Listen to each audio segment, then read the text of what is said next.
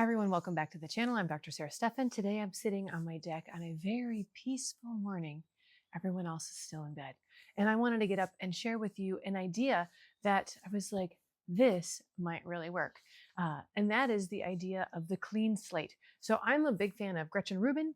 She's an author and kind of like a researcher in happiness and human behavior and health, and written tons of books, The Happiness Project, um, just tons of books, right? I mean, and one of her ideologies that she has talked about over the years, as I've listened to her podcast Happier with Gretchen Rubin, is this idea of the clean slate. Now, what the heck is the clean slate? The clean slate is the idea that when you start something new, or when the calendar turns over to, like, let's say January, it seems like a clean slate, right? So if you start a new job, and I tell this to my assistants all the time when they start, I say, okay, you've got a clean slate. You're starting a brand new job, brand new habits, new work schedule, all the things. This is the time, if you want to build something in, to build it in, because it's like starting over, starting from scratch. And these clean slates don't happen all the time. So take advantage of them. So I tell them, like, if you're not already working out, but you have a goal to work on a regular basis, add it in right now, because it becomes part of that new routine and that new part of your weekly life going forward. So why am I bringing this up right now? Well, I think, this is my opinion, that Labor Day and the days after is kind of like a clean slate. Especially here in Wisconsin, many schools start the day after Labor Day. So it's a whole new schedule for us, right? I mean, we're going to have to get back into the swing of school and drop offs and pickups and all this stuff. The other idea is that September is the second January. And you may never heard of this before. This is the idea that um, September is new, just like January is. So is this a great time to potentially start some new habits, or set a new goal, or a new formation, or something of that nature?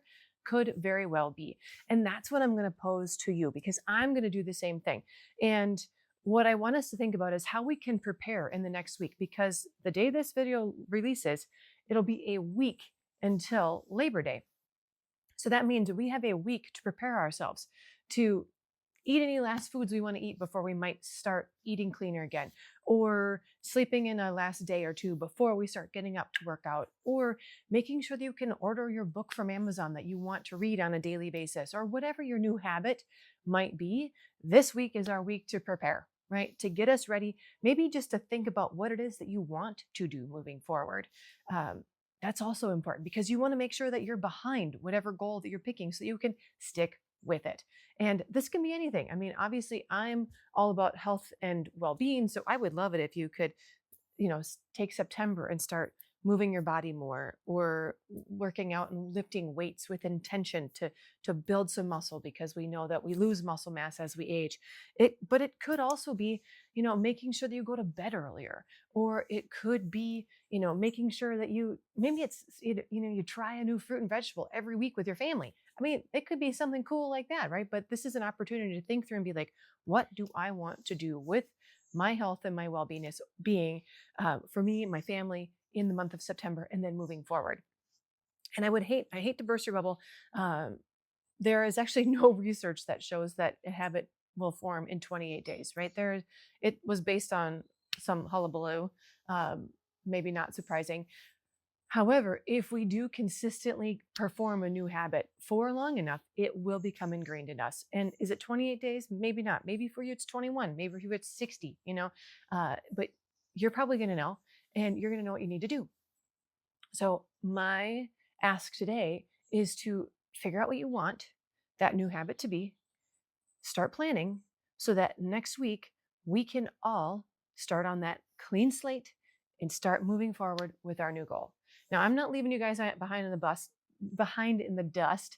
I am setting my own goals for this. And my goal is, I need to do a better job of my sleep hygiene. And what I mean by that is, many times I go to bed and then I spend 15, 20 minutes on social media, whether it's Instagram, or maybe sometimes Facebook, or sometimes um, Pinterest.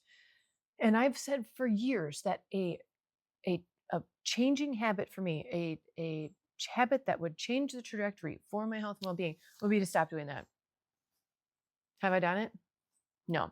So this is me putting into the universe that I am going to stop looking at Instagram and social media when I get into bed for that 15 minutes. Because realistically, and I've thought about this many times, if it's 15 or 20 minutes every night and it's every night of the week, that's hours of sleep that I could be gaining by the end of the week. And that would make a giant difference in my mood, in my attention, in my ability to be patient with my kids. I mean, my workout results, all the things, right? We've talked many times about the importance of sleep.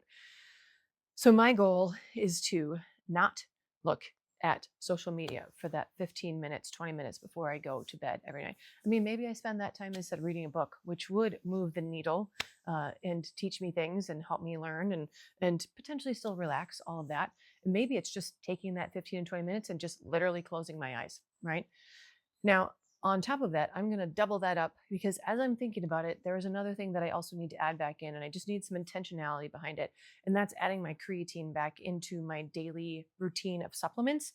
I really like creatine. In fact, I'll link the brand new one from Zymogen down below that I just started taking. Literally, they just came out with it like 2 weeks ago. But creatine is great for muscle building because that's what many people think of it as, right? But even more than that, it's really good for cognitive health. So really, really good for our brain. And the more research that's coming out, it shows that women especially can really benefit from adding creatine in. Just one scoop into my water. It tastes like nothing. Truly, it tastes like nothing. And I just got out of the habit of it. And it's one of those things that you really do want to do on a regular basis, because your body needs to gather stores and have sufficiency in the creatine levels to be able to notice the improvements. So if you're going to do creatine, make sure you do it on a regular basis. And that's what I need to get into as well, because I was doing it really, really regularly for a few years and I just fell off the bandwagon probably, I don't know, maybe even like 4 or 5 months ago.